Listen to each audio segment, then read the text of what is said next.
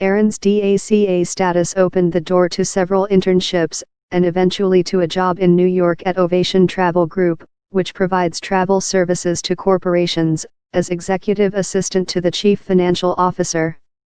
"DACA literally changed my life," she said. "I really don't know where I would be without it." Paul Metzler, Ovation's chief executive, doesn't know where he'd be without Eren. He said her job responsibilities have grown because of her abilities. He said she reminded him of his own grandparents, who immigrated to the United States to seek a better life. If Eren were to lose her work eligibility, it would be a blow to his company, Metzler said. But, he added, it would be much more of a blow to her family, and to who we are as a country.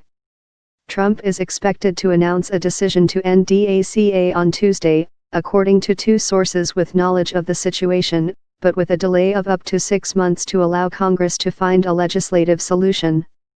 On the campaign trail, Trump promised to quickly repeal the program, but since taking office, even as he has stepped up immigration enforcement, he has at times taken a softer tone about DACA. "We love the Dreamers," he told reporters on Friday. Still, with the U.S. economy at close to full employment, ending DACA would bring a net loss in productivity, said Giovanni Perry, an economics professor at the University of California, Davis who studies immigration. Groups that support stricter immigration enforcement say that eliminating the program would bring benefits, too.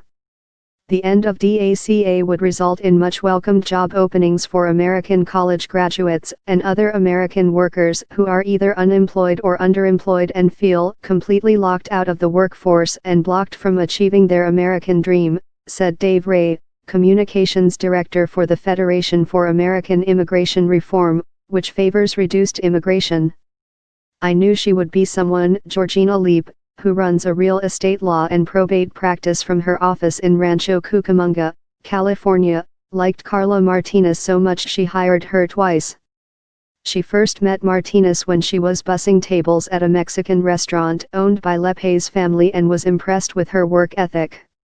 When Martinez graduated from the University of Southern California in December 2016, Leap hired her to help temporarily with marketing. Martinez left after a few months to work elsewhere. Leap later tracked her down and asked her to come back, this time as a full-time legal assistant. "Even when she was working at the restaurant, I knew she would be someone," said Leap, who is 30 and, like Martinez, from a Mexican family. "The difference between us is, my family was able to help me out financially to achieve my goals. Obviously I think about it and it's a little scary, but I don't let it take over me," Martinez said. Leap says if Martinez's work permit is rescinded, "I would keep Carla until the very last second and probably wouldn't hire a replacement.